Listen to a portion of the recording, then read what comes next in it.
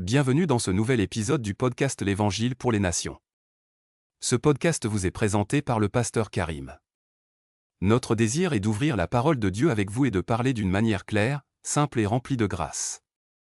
Où que vous écoutiez, nous prions pour que le Saint-Esprit touche votre cœur par sa parole, fortifie votre foi et vous rapproche de Jésus.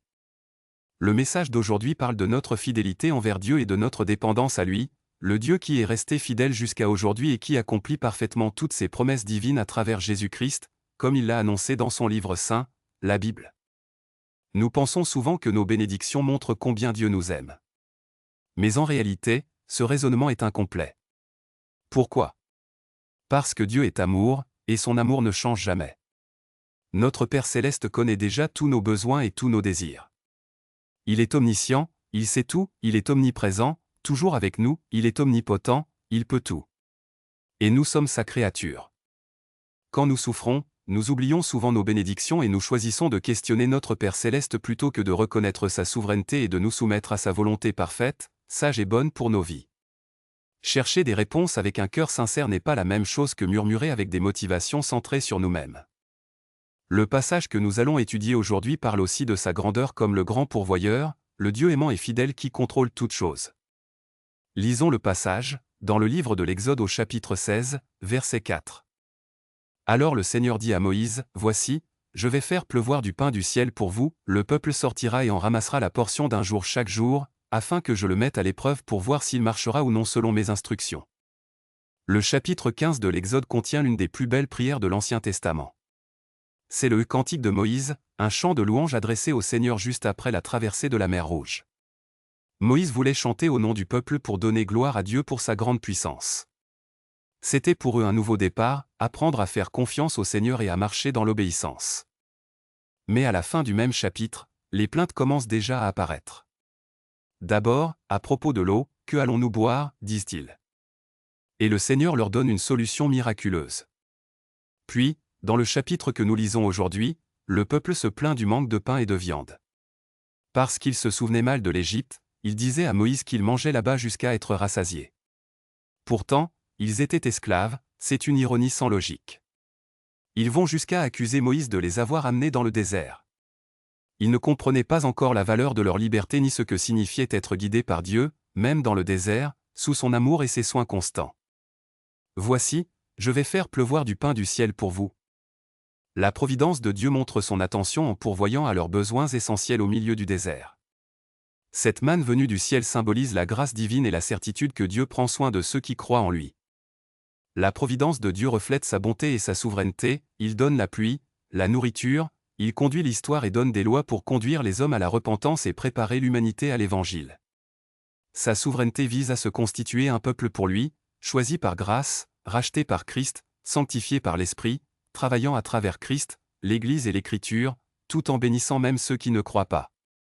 Par-dessus tout, Dieu gouverne pour révéler sa gloire, sa sainteté, sa justice, sa puissance, sa sagesse, son amour et sa vérité. Et le peuple sortira et ramassera la portion d'un jour, chaque jour. En ordonnant aux Hébreux de ramasser la manne chaque jour, Dieu leur enseigne à dépendre de lui quotidiennement. Cette pratique les pousse à attendre patiemment la provision divine, renforçant ainsi leur confiance en ses promesses. Dieu pourvoyait pour eux pendant 40 ans, preuve de sa compassion et de sa miséricorde envers un peuple souvent désobéissant, mais que Dieu guidait patiemment pour accomplir son plan. Pour les Hébreux, passer de la rébellion et de l'aveuglement à l'obéissance, la foi et la soumission fut un long processus. Aujourd'hui, grâce au Saint-Esprit, Dieu produit en nous ce désir de lui être agréable dans tout ce que nous faisons, établissant en nous une discipline spirituelle qui montre notre dépendance totale à sa provision divine, pour nos familles, notre travail, et pour tout ce qu'il souhaite bénir pour sa gloire. Tout comme Israël devait faire confiance au temps de Dieu et attendre sa provision quotidienne, nous aussi sommes appelés à dépendre de lui chaque jour, matériellement et spirituellement. Afin que je les mette à l'épreuve, pour voir s'ils marcheront ou non selon mes instructions. Les instructions concernant la quantité à ramasser et l'interdiction de garder la manne jusqu'au lendemain, sauf avant le sabbat, servaient à tester le peuple. Ce test ne concernait pas leur salut, mais révélait l'état de leur cœur, renforçait leur confiance et les entraînait à marcher dans les voies de Dieu. L'obéissance est le fruit d'une foi véritable. Ainsi, par la manne, Dieu enseigne à son peuple la confiance, la dépendance quotidienne, et l'importance de l'obéissance, des réalités inséparables. Dieu se sert de cette situation pour éprouver leur fidélité. Malgré les miracles, comme leur libération de l'Égypte, ils oublient facilement les œuvres du Seigneur et murmurent devant les difficultés. L'épreuve sert à renforcer leur confiance et leur obéissance, tout en révélant leur faiblesse et leur besoin d'être guidés. La foi est l'attitude que Dieu honore. Abraham fut justifié par la foi, et grâce à la foi, les générations suivantes reçurent la bénédiction. Sans la foi, il est impossible de plaire à Dieu. De même que nous demandons à nos enfants de nous faire confiance, et que leur désobéissance brise cette confiance, il en est ainsi dans notre relation avec Dieu. Il nous pardonne, mais notre communion, notre paix et notre joie peuvent être affectées. La foi, même petite comme un grain de moutarde, peut déplacer des montagnes, car Dieu agit en réponse à notre foi. Elle nous permet d'avancer quand nous ne comprenons pas encore la fin, tout en restant attachés aux promesses de Dieu dans sa parole. Ainsi, nous vivons dans la victoire et nous réussissons l'épreuve qui nous prépare à de plus grandes choses, tout en amassant des trésors dans le ciel. Le Seigneur Jésus-Christ confirme ces principes dans le Sermon sur la montagne. L'Évangile de Matthieu montre cette continuité. Jésus, le Messie, accomplit et approfondit tout ce que Dieu avait établi à travers Moïse, le prophète du peuple libéré de l'esclavage en Égypte. Il rappelle notre dépendance totale envers Dieu pour tout. L'image du pain atteint son sommet en Jésus-Christ, le vrai pain venu du ciel, qui donne sa vie pour que ceux qui croient en lui reçoivent la vie éternelle et tout ce dont ils ont besoin pour grandir spirituellement. À travers la prière. Priez donc ainsi, Notre Père qui es aux cieux, que ton nom soit sanctifié. Donne-nous aujourd'hui notre pain quotidien. Matthieu 6, 9-11. Dans cette prière, Jésus enseigne à ses disciples comment s'adresser au Père, en montrant notre dépendance quotidienne. Rien n'a changé, Dieu désire toujours que son peuple se soumette à lui dans tous ses besoins. Nous commençons par sanctifier son nom, demander la venue de son royaume, accomplir sa volonté, puis demander sa provision quotidienne. Le pain quotidien représente nos besoins physiques, mais aussi tout ce qui est nécessaire à la vie. Le Saint-Esprit nous aide à marcher par la foi et non par la vue, à laisser Dieu agir comme il veut, sans crainte ni doute, mais en reconnaissant sa providence. À travers la foi. Cherchez d'abord le royaume de Dieu et sa justice, et tout le reste vous sera donné. Ne vous inquiétez donc pas du lendemain. Matthieu 6, 33-34. Jésus enseigne à ne pas s'inquiéter pour la nourriture, les vêtements ou le logement. Dieu prend soin de toute sa création, et donc encore plus de ses enfants. Sa priorité pour nous est claire, chercher Dieu avant tout, dans la prière, la lecture de sa parole, la justice, l'amour et la foi, en mettant Dieu au centre de toutes nos décisions. Les besoins matériels sont réels, mais ils ne doivent pas prendre la première place. Si nous recherchons Dieu d'abord, il promet de s'occuper du reste, car il connaît nos besoins mieux que nous. Jésus nous enseigne à vivre dans le présent, à ne pas rester attachés au passé, et à faire confiance à Dieu pour demain. Dans nos choix, nos projets et nos relations, notre première envie doit être de glorifier Dieu.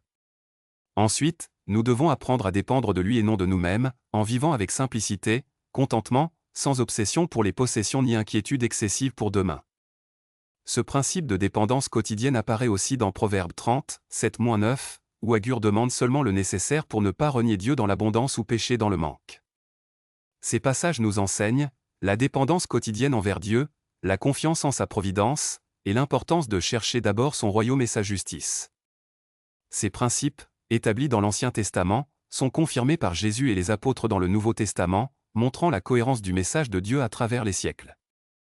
Grâce au Saint-Esprit, nous marchons dans l'humilité, comme des vases entre les mains du potier, pour sa gloire.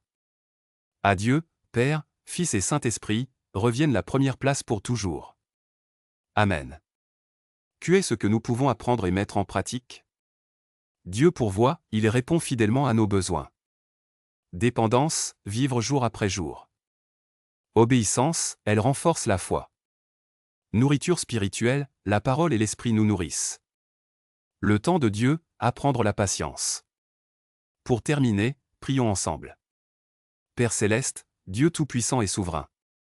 Nous venons devant toi pour te remercier de nous avoir réunis ici. Merci de nous permettre de t'adorer, d'entendre ta parole de vérité, et d'affirmer que Jésus-Christ est notre Seigneur, notre Sauveur, et le chef de cette Église. Seigneur, garde-nous sur le chemin étroit de ta vérité, et garde nos cœurs attachés à ton nom, au-dessus de tout. Nous te demandons de nous apprendre, par ton Saint-Esprit, à nous appuyer uniquement sur toi. Renforce notre patience, notre persévérance, et fais grandir en nous la foi et la sagesse. Merci pour tout ce que tu as fait, pour ce que tu fais aujourd'hui, et pour ce que tu feras encore dans nos vies, en nous sanctifiant et en nous transformant pour ta gloire. Nous prions cela au nom de notre Seigneur et Sauveur, Jésus-Christ. Amen. Merci d'avoir écouté cet épisode. Si le Seigneur s'en est servi pour vous encourager, n'hésitez pas à le partager, afin que d'autres puissent, eux aussi, être fortifiés. Pour les jours à venir, continuez à chercher le Seigneur. Continuez à vous nourrir de sa parole. Et continuez à vous confier dans sa grâce. Chaque jour.